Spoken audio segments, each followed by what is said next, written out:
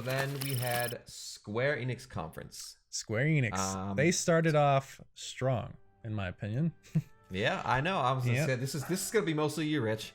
You take it away because this is the Richard Radwan Seventh Sword realm. This is definitely my realm. Here, I grew up. I'm gonna sit back, strap in, and go for a ride. Take it away, Rich. One of the first games I played back on the original PlayStation was Final Fantasy VII, and they did a really good job with this showing, in my opinion, because Final Fantasy VII from that trailer looks amazing. Just the amount of detail that's been poured into it, that boss fight that they showed it, which is the very first boss fight in the game. I'm gonna do a comparison here. I'm gonna show, like, probably on the right the new footage, and on the left the PlayStation original footage of, you know, fighting this boss, and it is ridiculous how much more detailed it is. And like just the dialogue, if every boss is treated like this, I can understand why the first game is only going to take place in Midgard. And if you haven't played Final Fantasy VII, that staying in Midgard is a very small part of the game. It doesn't even end to disc 1. So they're taking a smaller portion of this game and expanding on it, because you don't get in the original game, Midgard is a huge city. You don't get to go to all of the sectors. There's each part of the city has is called a sector, and I'm guessing that because this is supposed to be a 35-40 hour game where it's a full experience according to Square, that you'll explore even more of the city than we ever have before. So, I mean, go on. No, I know. No, but seriously though, like, I was stoked because the combat looks really good too. Like, oh wow, yeah, so good. I didn't play all of Final Fantasy VII back in the day. It just wasn't my jam. And you know how I feel about turn-based combat. I'm really picky when it comes down to my turn-based combat. Persona 5. So much other stuff. I'm gonna keep saying that every time you talk about turn-based combat. I know. Maybe I'll try it one day. But I was really excited because I love Final Fantasy 15 because I like the real-time combat. The combat was good. Deep combat system. Yeah. Like, I like deep combat systems. So I'm really excited that they're bringing that over here, you know, with Final Fantasy 7, because I hear, you know, obviously I know it's one of the best stories ever that Final Fantasy's ever done.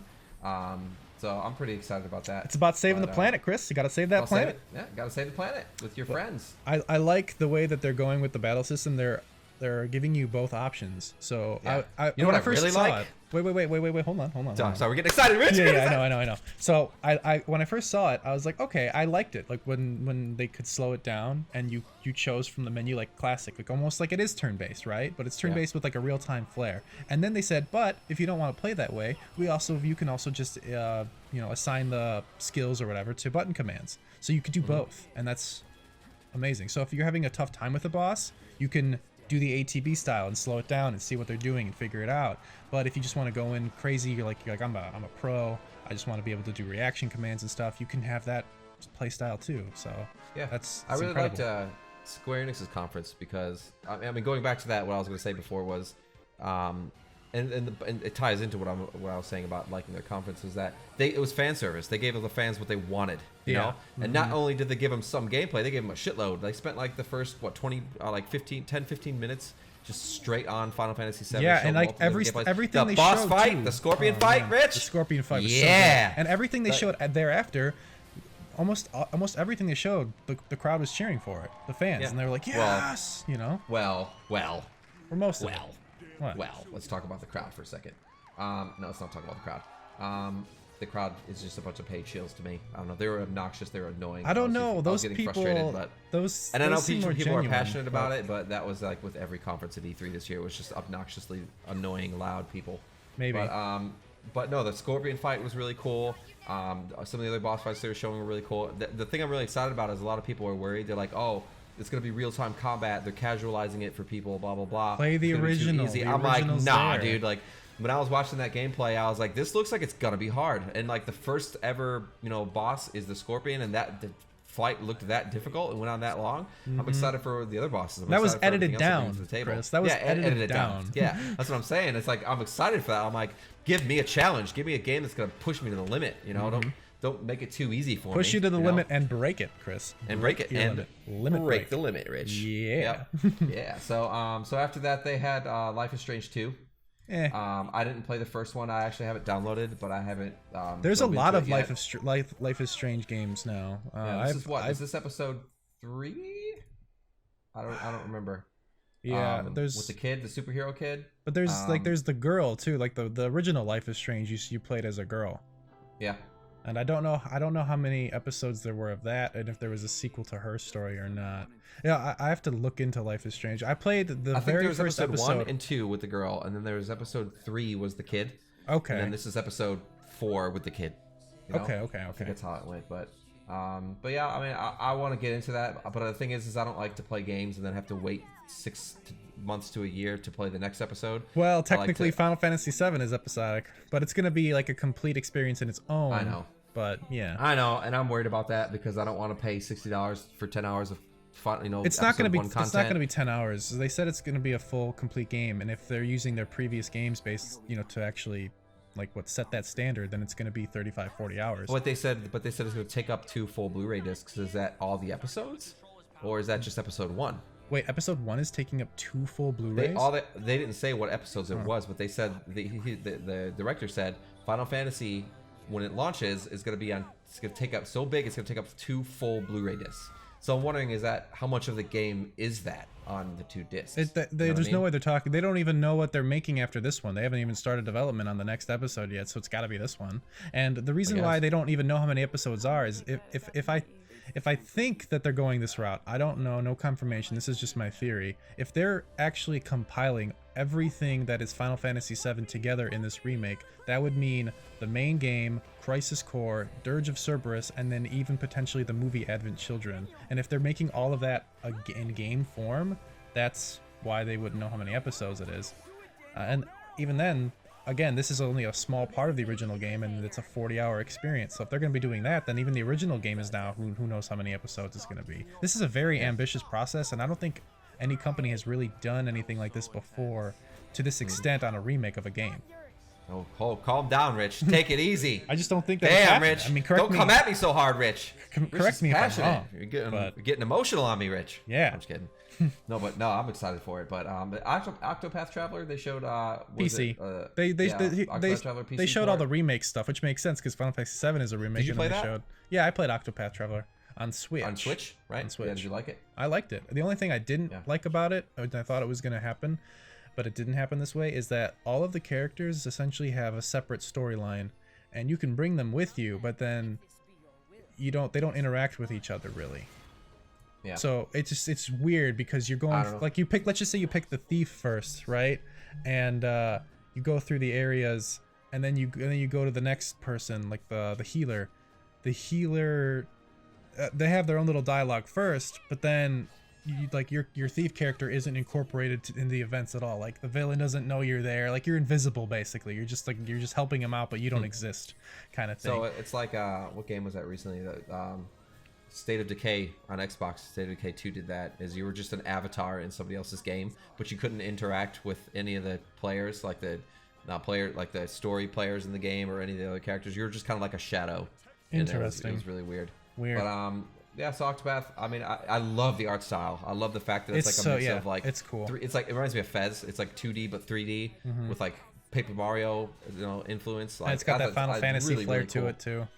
I'll eventually suck it up and get into it because I know it is turn-based. It's turn-based, but it's a cool system. Get into it because I really like the art style. Yeah, but Glass Remnant Remastered came after that. They announced that was available now. Interesting. So, yeah, it's interesting that the remastered Last Remnant. I don't think it did that well back in the day. There was another game they released that did too well on Xbox. There's an Xbox 360, Infinite Undiscovery, and I think it came. I think your face. You're like, what the hell is that game? Yeah, I actually played through that whole game. I'm surprised they're not just remastering that one too with Last Remnant, because I think it was around the same time or around a similar time frame that both those games were coming out. Yeah, but so there's that. That's pretty cool. So a lot of remasters. And then a lot of remasters, and then Dragon Quest Builders 2. Dragon Quest Builders 2. I'm not really. I love my building sims. I love my survival building mining type games. You gonna get it? You gonna get Builders 2? No, because I didn't get the first one because I played some Minecraft, but I mainly played Portal Knights. I played a lot of Portal Knights on Xbox, and with Bob and some other friends, and I really liked Portal Knights, and we spent many dozens of hours on Portal Knights. It's very similar to this, But I don't know. I'm just kind of burnt out from it. So I don't know if I'll jump into it. Plus, I don't know if anybody else is gonna want to. So, yeah, I'm not gonna I don't probably know. get It Dragon looks Quest fun Builders if too. you're into that. It looks like it's gonna be a good time. There's a lot of cool stuff you could do as far as the building goes. It looks like the combat looks pretty cool. Yeah, but compared to big Final emphasis Fantasy on VII, building. I know it's hard, but different games. Dragon Quest, Echoes of Elusive Age, Definitive Edition S. Yeah, I don't understand that. Their names, man, like Kingdom Hearts 2.8. You know, What's all XI? that stuff. What's XI now? Dragon Quest 11. Dragon Quest 11. So we got Dragon Quest 11, Echoes of the Elusive Age S Definitive Edition. Hold on, That's what the was name the of it. Kingdom Hearts one? Kingdom Hearts 2.8. What was it like? And The DLC? I don't know. that wasn't. Well, hold on. add-on? Look it up really quick. I want to see this. Hold on. I don't Kingdom know. Hearts 2.8. Prologue something. I don't know, but there's also Kingdom Hearts 3 DLC coming out, which is cool. Yeah. More story. I just picked up Kingdom Hearts 3 finally. So we'll see how that goes. I didn't hear great things. I heard it was good, but people left pretty disappointed after the honeymoon phase was over. So it's called Kingdom Hearts 3 Remind. So Kingdom Hearts 3, I'll just talk about it really quick. I enjoyed it overall, but I can see where some of the people have issues with it, just because it didn't come with all of like the difficulties and things like that Kingdom Hearts 2 Final Mix did and stuff like that. So people just thought those things would be incorporated from the beginning, and they weren't. I think once they make that game more difficult and they add in those, those changes and stuff like that, which they actually, I don't know if they already have or if they're still planning on doing it, but they announced that they were going to do it as DLC, so that'll improve it. It's sad that it wasn't a launch thing. Yeah.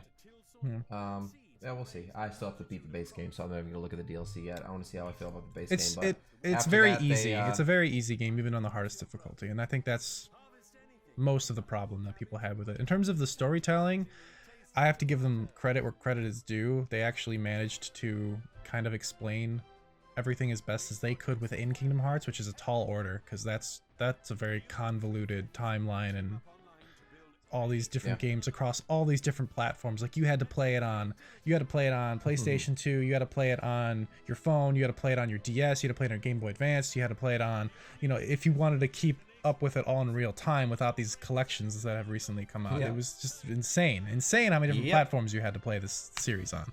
But so explaining it, like like I give them credit for that. They actually managed to round it all up. Why they decided to tell that convoluted of a story in the first place is beyond me, but they did that to themselves. Money. Yeah. The more they have out there, the more people buy. But now shifting gears, Rich. Wait, shifting gears. One more thing. Oh, come on, that's a good joke. I had a good joke. No. Really quick. One other reason why people are disappointed in Kingdom Hearts 3 is because there was basically no Final Fantasy characters in it. All right, shift your gears. All right, cool. We're doing a U-turn here. Okay. So they talk about Circuit Superstars, which was that little car racing game from that the very small developer in Mexico, the Mexican developers. Oh yeah, They so talk it was about like- their indie games. Yeah, it reminded me of like you go to the arcade and they have like the little cars that are actually like physical cars that you drive. You put like a quarter in and then you drive the little wheel. Yeah. It looked like that. It was pretty cool. And then they talked about Battalion 1944, which is like for me, it looks like just kind of like a budget Call of Duty or budget Battlefield in a sense. Probably it didn't more do very like well. Actually, I got Medal of Honor vibes from it. Really? Okay, let me look at the Original. I was surprised that they original Medal of Honor. I was surprised that they even talked about it because I don't think the player count is that high on Steam. Let me look. So they talked about releasing more of it, Battalion 1944 on the consoles. Okay, maybe not. I'm wrong. 7,630 playing 31 minutes ago. So it's still got some life, but most of that is because of E3. Because back in January, February, March, it had the average players was between 11 and 15. 15? Players. 11 and 15. So yeah. So and then April is at 22 players concurrent. May 2019 641 it went up. And then just in the last 30 days, which could have been because I think it's because of E3, it's up to 2,000 something, and now it's up to 7,000. So I think More people E3 are just definitely helped promote it because they brought more awareness to it. yeah, but will they be able to hold on to those people? I don't know. I don't know because I'm looking at the reviews because it was one that I had in my wish list for a while because I was like, oh, I love my World War II stuff, and my shooters, but from what I remember, it didn't have very good Reviews. press as far as like user reviews. Yeah, it's mixed reviews, 2,221 mixed reviews. A lot of people saying there's just a lot of hackers, the hitboxes are off. A lot of issues as far as just graphical wise. The dev team, people are complaining about the dev team. Oof. Yeah, so bad dead servers, shit like that. So I don't know, we'll see. But so that was what they brought up in that. But I guess good for them that game's doing better. Hopefully they continue on it.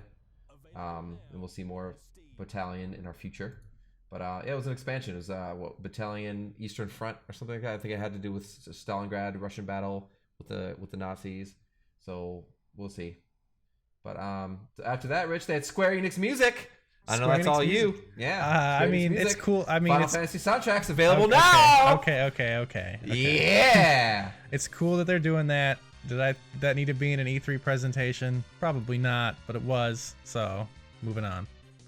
It's one of those things like what Xbox has done. Like you can watch sports from our Xbox. Yeah, they talked about Shadowbringers, Final Fantasy 14 Shadowbringers, the MMO. Yeah. Did you ever play that? I played very briefly before it became a Realm Reborn, I think. Yeah, So I heard it's got a very in-depth, I guess, progression system. Yeah, I heard but the so combat the thing was is, decent, but they just said it was technically poor. the one thing that that's why they pulled it and then they remade it and re-put it back out. Yeah, the one thing that I cannot get over so first of all, MMOs MMOs are difficult for me to get into and then stay playing, because typically it just doesn't feel like you actually have any sort of profound impact on the world for me. You walk into the zone and you kill a monster and you're like, yay, I'm important, and you walk away and you see someone else come in and kill the same monster, yay, I'm important. Just respawn. Yeah, it just respawns right at not even like a minute after you beat it. And then two, another reason why that I can't get into this one specifically is that I do not like auto combat. I don't know if you can turn it off. I have to look into it. Maybe you can, but from what I can see, it's very similar to it's very similar to Final Fantasy 12, where there's auto attacks, not necessarily the gambit system, but just that your character has an auto attack and you circle around and you strafe, and then I think you can activate the skills manually, but even then it's like, that's why Xenoblade is even a difficult game for me to get into. White Knight Chronicles was difficult for me to get into, just because I prefer the actual immersion of feeling like I'm actually attacking myself. And if my character is doing it on their own, why am I there? You just walk up and sit back and let him do his thing. Yeah, and I understand that people like that, and it's fun for those people, just not for me. And it's hard for me to continue and play a game for any sort of length of time if I don't like that mechanic that is present throughout the entire experience. Yeah, so I agree. I'm happy Final Fantasy is doing well. I have my mixed feelings on MMOs. I like the freedom and the adventure of doing stuff like that with friends on a large scale, but I do agree they get very repetitive. Yeah. So, I would really like to see a game. They're hit or miss. They're difficult. Yeah, it's very difficult to develop an MMO. It really is, just to make it seem like it's actually like you have an effect on the world. I know that people are trying to do that, like with Ashes of Creation, stuff like that. They're trying to make like. Whatever happened to that game? They didn't show. I think it's out now, or at least in some capacity you can play it. Huh.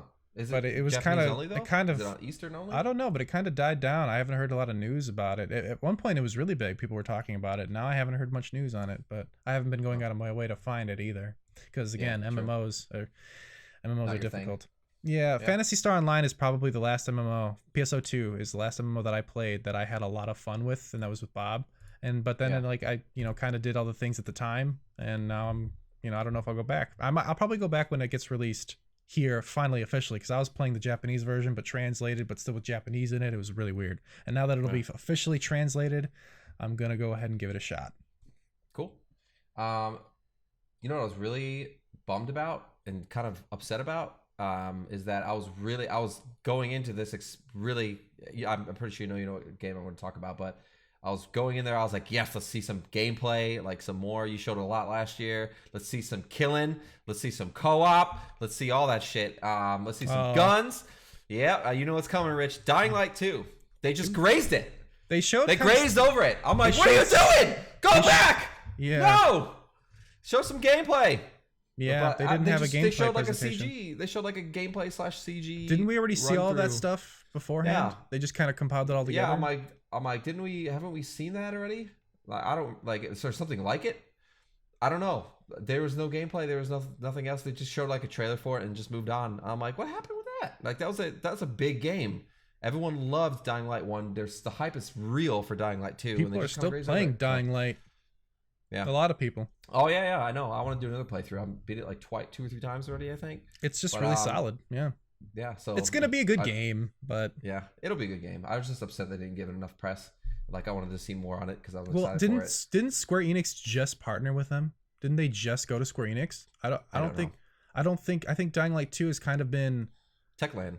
Well, Techland, but I think Square Enix is a relatively new partner when it comes to Dying Light, so maybe they just didn't have enough time to put anything together for them yet, because I have to look into that because I don't remember. Dying Light, the original, was not Square Enix.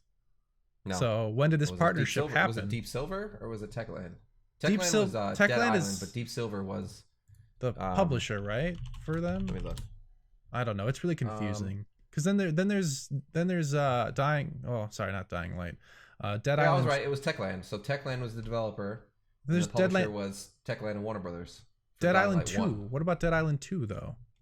Dead Island was Deep Silver. But didn't Techland have some sort of hand in that? Techland developed it and then published by Deep Silver. So Techland is a developer and a publisher technically. But now they've gone to Square Enix to publish Dying Light 2.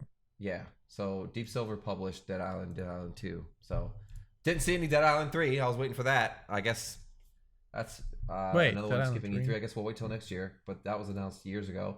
I thought it was. I don't know what happened, but yeah. Yeah, but anyway, so Final Fantasy Brave Exvius. Am I saying that right? Exvius. That's the mobile game. Yeah, the mobile game, Rich. Final Fantasy. Now you can take it on the go. Take it on the go. What do you think, Rich? You taking it with you? Maybe. Wasn't that the one that kind of plays like tactics style? I think so. Yeah, I mean it could be fun, but again, mobile games aren't my. Yeah, that's not really geared towards me. Yeah. I like the Final Fantasy 7. I like the Final Fantasy 15s. I like the Kingdom Hearts. You know, those kinds of things. Yeah, that's what I like. Mobile People games, Can Fly showed a pretty cool game. I'm trying to find it. It was like a shooter. They didn't really show any gameplay. Yeah, but they development vlog. It had like a. It kind of reminded me a little bit of Deus Ex and like and then the world. What is they have no what is it? The Tom Cruise movie. War of the Worlds, right? Yeah. Yeah, it had that kind of with the big hulking like alien kind of thing. You know, that was cool. Outriders. I think it's called Outriders. Outriders, right? And it looks like it's a new IP. That's cool. Again, no gameplay, but new IPs are exciting. It's just like So I'm glad that Square Enix is taking risks. I just wish they had more to show. I wish they would have filled the no gameplay gap with some Dying Light 2 gameplay, because that's playable. That game is almost done. It's coming out early next year, right? Yeah. Yep. So it's Final Fantasy 7, March 3rd. Yeah. What about Onikaki? Onikaki. How do you say it? Oninaki. Yeah, remind me that one again. PS4, Steam, Switch. It was like looks like a JRPG kind of. It was like a cell shaded game where you're like a guy and a girl and you get like guns and swords. It's got like Breath of the Wild looking graphics, so the cell shading. Why don't I remember that one? I watched the whole Square Enix conference. Oh, you might like it, Rich. Maybe. It's yeah, I don't know. It looks interesting. I'm gonna wait to see more on that. But yeah, I mean, they had a pretty good showing overall. They showed a lot of different games. You know, they did. They showed but a lot of them were a lot of remasters. Final Fantasy 8 remake, or not remake, but remaster. Things like that. They definitely. Now let's talk about what they finished off with, Rich. Oh. What did they finish off with? Avengers. The Avengers. What did you think of that? So I don't really know if what we saw was true gameplay. So I read an article afterwards saying that there was a exclusive 20-25 minute gameplay closed doors demo that they didn't allow people to play it. They played it for them, of course. Yeah, like, so yeah. they said that there's snippets of gameplay, like when Iron Man flies and Hulk like jumps on the tank and then throws it. They said that that's what the game actually looks like. They're like, yeah, so that was some gameplay mixed in with cinematics. So they said that it looks really cool to play. They said it didn't really blow them away. It looks a lot like Anthem, especially Iron Man, because Anthem was the Iron Man, javelins yeah. were a knockoff of the Iron Man suit. But they said that the gameplay looks good. Okay. They said it, like Iron Man flying is what it looks like. So I'm like, okay, cool. I want to know more. I'm just worried that it's gonna be like, go here, push this button, and here, let's take you here and follow this checkpoint. I want like open world. I want like open world. I hope, or some kind of good linear mission structure with some co-op. Well, here's what they should do. They literally have these Avengers that have specific roles, right? So, I mean, like when you're on a mission, if you choose Iron Man, you do stuff in the sky. Like if there's something, like you have to take out these anti-air turrets or something like that or whatever. Maybe someone has to help Iron Man with that on the ground, and then and then Black Widow will sneak into a facility and unlock the doors for you. Stuff like that. Like you can have your friends play as those roles through these characters. And one thing I really did like was that they said all future content and characters and stuff free of charge. Yeah, it's all included in the base game price that you pay. Whether or not they're going to increase the base game price, I don't know. Probably not, because games have been $60 forever. But we'll see. Yeah. I think they're treading in the wake of Anthem, and the Anthem. This isn't an Anthem style game. Let's admit it is a failure. Anthem was a failure. We kind of called it. Most people. I wanted it to be so after the good. Industrial hype train came through, and I know we won't talk about Anthem, but I mean I think it's treading in the light of Anthem, and I think Anthem was important because it taught people a lot of stuff as far as game devs and players about what to look for, what to not look for, what to be aware of, but also to taught developers that gamers like. I mean, he said it himself. What's the actor's name from It's Always Sunny in Philadelphia when he was announcing his show, Mythic Quest? Like he said it himself. Gamers, if there's one crowd that will see through the bullshit, it's gamers. It's gamers. And so I think that gamers saw through the bullshit of Anthem and Fallout 76 and the likes, and these developers are starting to learn like you can't fuck with this player base. Like No. you can't. You can't. So I'm excited in the fact that I think they know what they're doing, and I want them to know what they're doing, and I want to hope they know what they're doing. It's Crystal Dynamics. Well, it's actually it's like all of SquareEnix working on it together. It's Eidos, Crystal, everyone, right? It's making that game pretty much. Yep. So there's some stuff to look forward to. So I hope it's good. Yeah. Genuinely. But I mean that was pretty much SquareEnix. So I think that was one of the better ones. I was actually really happy. It's because I felt like they made that for gamers and not shareholders, that whole conference. Yeah. I think Microsoft's was probably runner up, maybe them and PC Gamer side by side. I was pretty disappointed with some aspects of Microsoft's, but I mean for the most part they gave people what they wanted. Final Fantasy, they gave people new stuff, they gave people Avengers, so I thought it was pretty good. I mean overall I don't want to hype it up because I'm overall disappointed with this year's E3. I think it was probably the worst one that I remember. I guess we'll do a separate video on that. We could talk about E3 as a whole. Impressions. Yeah. But and we can, as more footage and stuff leaks out, we'll talk about it. E3 is still going on. It's not over yet. It's just the presentations are over. But yeah, but that kind of means E3's over once the presentations are done. I mean, now it's just people going in and playing what was shown on screen, basically. Yeah. There's still a chance for new things to be announced still this week, but not anything probably too crazy. Yep. So then we come to Nintendo. Nintendo Direct. So Nintendo Direct. So Square Enix, I'm gonna give probably like a 7.5. I don't know. I know you don't want to rate. I know you're gonna give it like a 10. No. Final Fantasy, right? Yeah. Look, I mean, it's as a presentation. They did a solid job. I'm gonna give them. They did a solid job. Yeah, they did it pretty good. So fucking Nintendo kicks straight off with Smash Bros. Straight into it. Just came swinging with Smash Bros. So what do you think of Nintendo's conference? With Smash Bros. Yeah, they kicked off their conference with Smash Bros. And they have showing all the new characters they're bringing in, Kamikaze, people from I think Fire Emblem. Wait. Nintendo Direct C3. The only new character they started off with Smash Bros. The only new character that I'm aware of is Banjo. Yeah, Banjo's in. Yeah, they Banjo Kazooie. Banjo. What other characters did they announce for Smash Brothers? Kamikaze. Kamikaze. I must have missed some of their live stream at the beginning then. It was quick. It was just like a quick splice of footage from the different characters that they were showing. Oh, okay. I have to look at that because I thought I saw their whole thing, but I guess not. I mean, more people from the Zelda universe. But then they announced Doug Bowser. Yeah, that I saw. And Bowser was Reggie. Bowser was like looking at, both of them, and he's like, "No, go that way, go that way, go that way." Yeah. It was like, cringy as usual, like the in between stuff. But I thought how much detail went into that? Nintendo. Like the I love like, Nintendo. Think about animating that for a moment. Like, oh my goodness. And how just awkward and cringy that whole thing was. But that's like Nintendo's charm. Yeah, no, Nintendo's like they get away with kids, but for the adults, and they have that like. The reason I love Nintendo is because you could tell they have a passion behind what they do, and because they do their own thing and they take their time and they work at their own speed. And so whenever Nintendo's comes around, it's so cringy, but it's like good cringy to where you just can't help but love it because it's so cheesy. It's just Nintendo. They have a soft spot in everyone's heart because they genuinely care about what they put out, and they're really strict about it. Which is why they scrapped Metroid. I was bummed that they didn't show any Metroid, but I wasn't surprised that they didn't. Because did you hear about it? Yeah. That I know. They completely scrapped everything that they showed, and they're restarting it, and they gave it to Retro Studios, the original creative prime. So that's actually said, we don't like what you guys did. We're scrapping it. We're gonna bring it in but here. that's I mean, so I saw that video on YouTube earlier this year, and even though it's a video of them saying we have bad news, we've canceled this game and restarted making it. It's got 125,000 likes and over 1 million views because of the decision to bring it back to retro. It's sad news, but at the same time, it's good news. Because it's sad news because we gotta wait longer, but it's good news because we're gonna get the Metroid game that we want, that we deserve. But also we know that Nintendo cares about their product. And how often do you see that? I mean, look at Anthem, BioWare.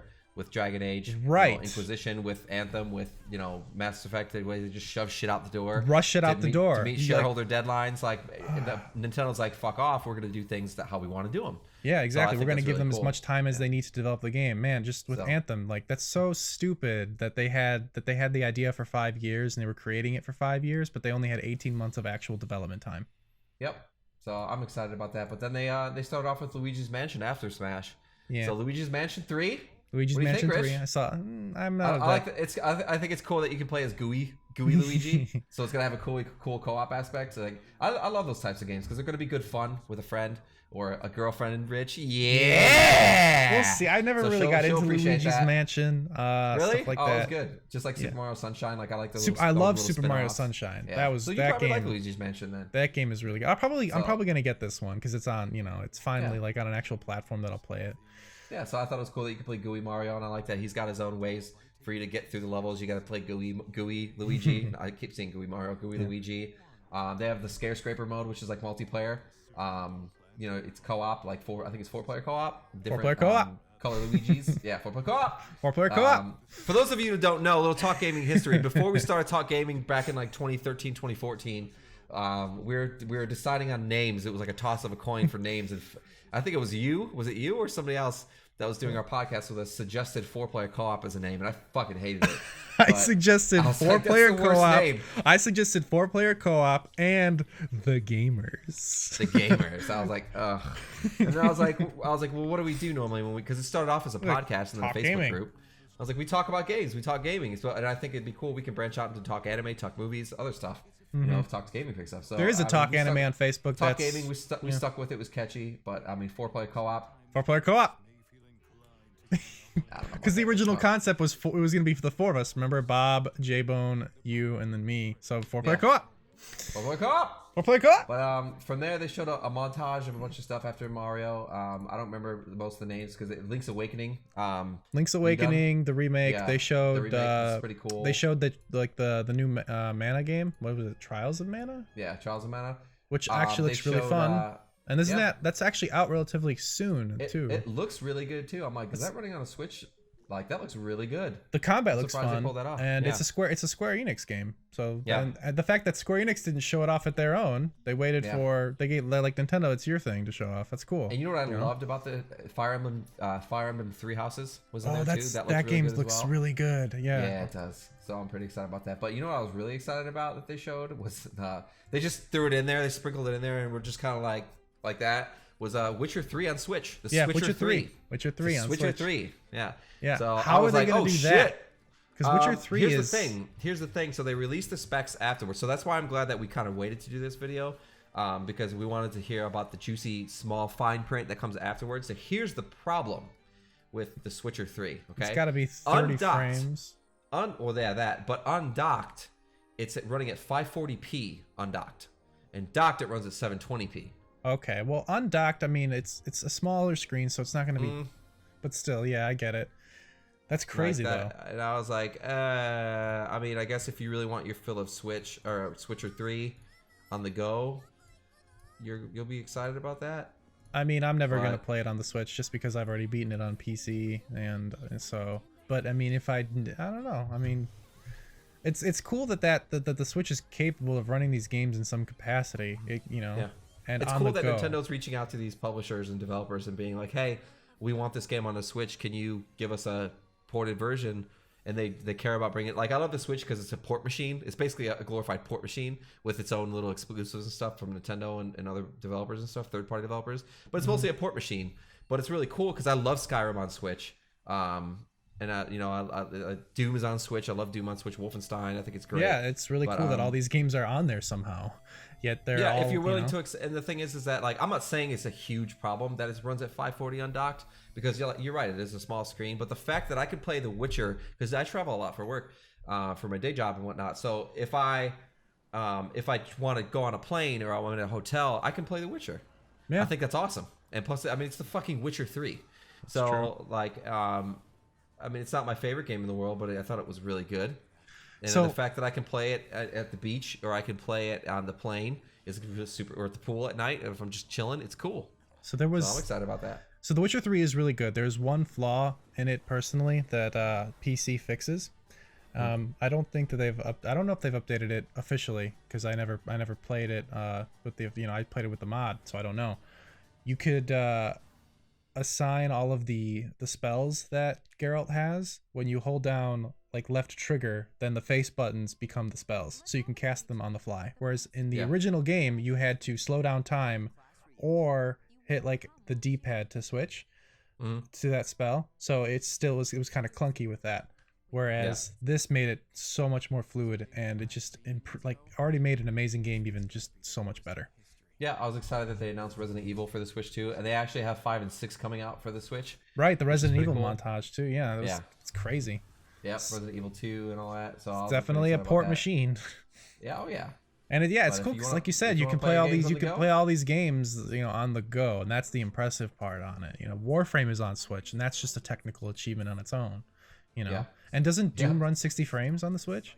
Didn't they somehow do that? Because Doom is all about getting that 60 frames. That's what. Yeah, they sacrificed the quality, the image quality, and the obviously the resolution for that in favor of that. But I mean, for Doom, you really need you need 60 frames. 60 frames, because I'm actually replaying Doom. You and I were talking last night while I was playing Doom, but right. I love Doom. You fucking know it if you watch the other videos.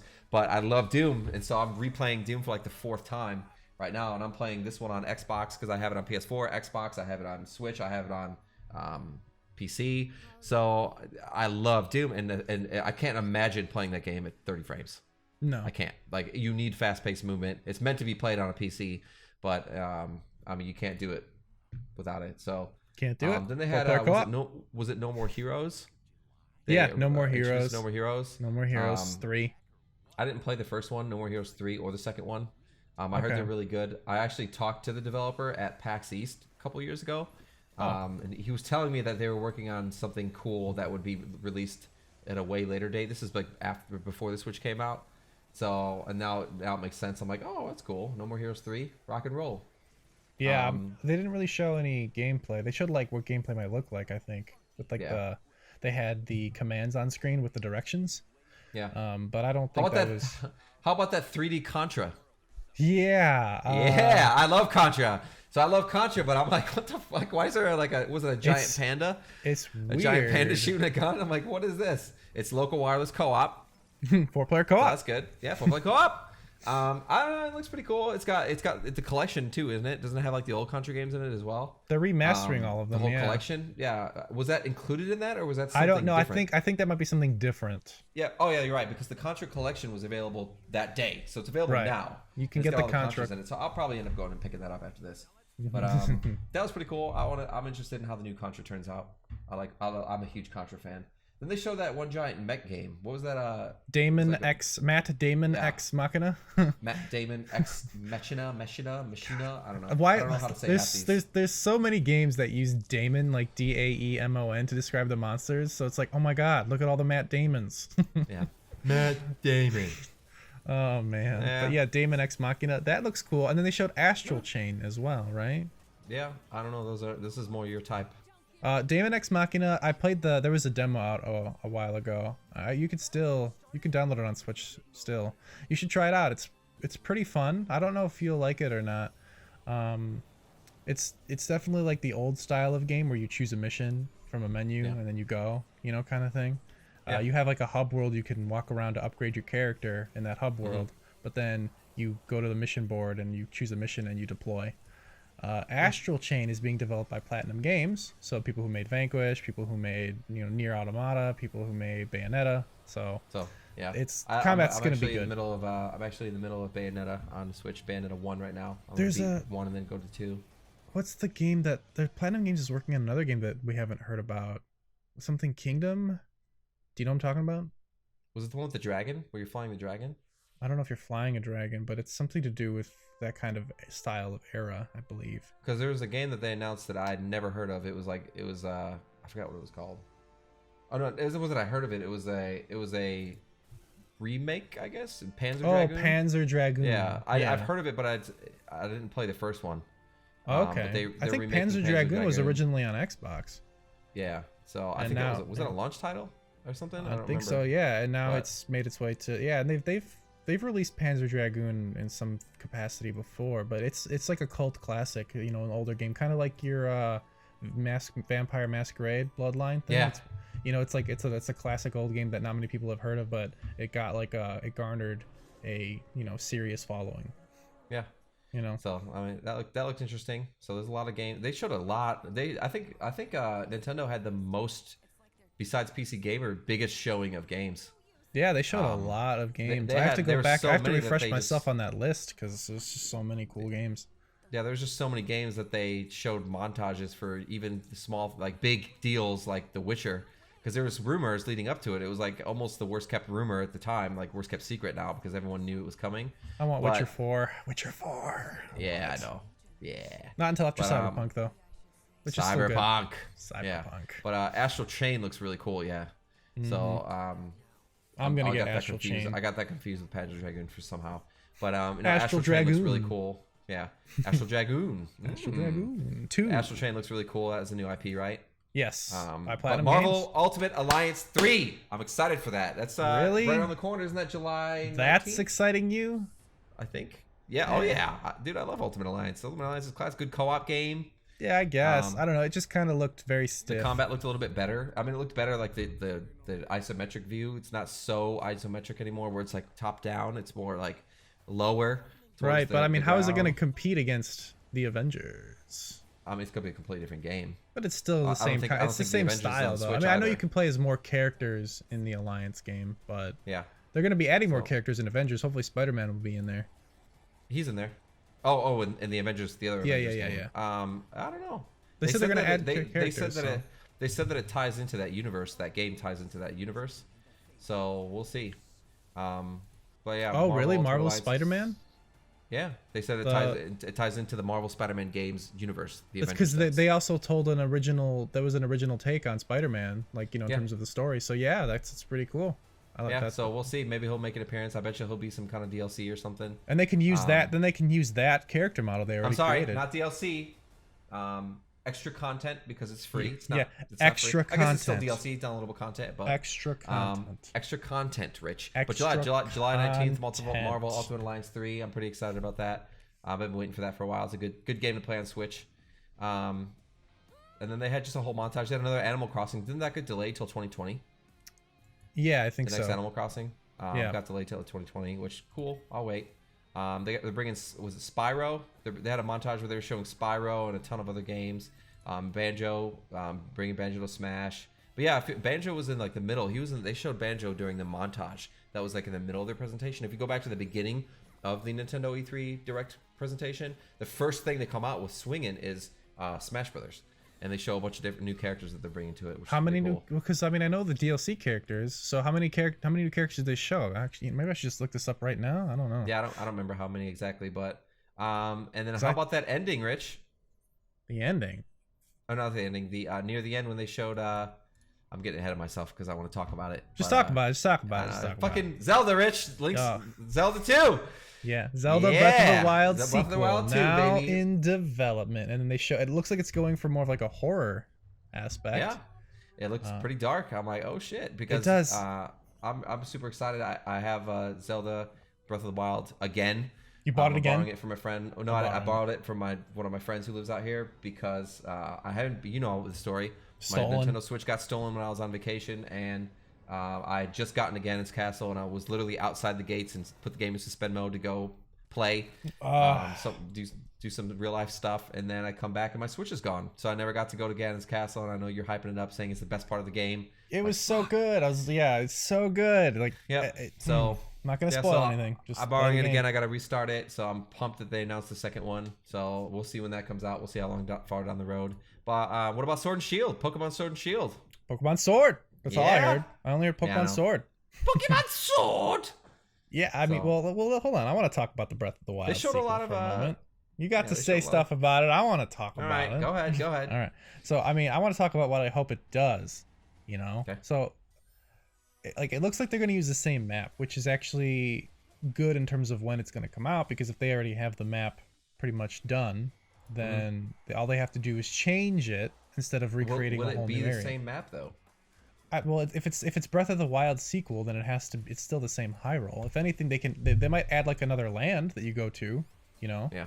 But what I'm hoping to see is, because Breath of the Wild is basically a huge war happened, and the land is recovering from a very apocalyptic event, so it's very barren except for the few towns and stuff.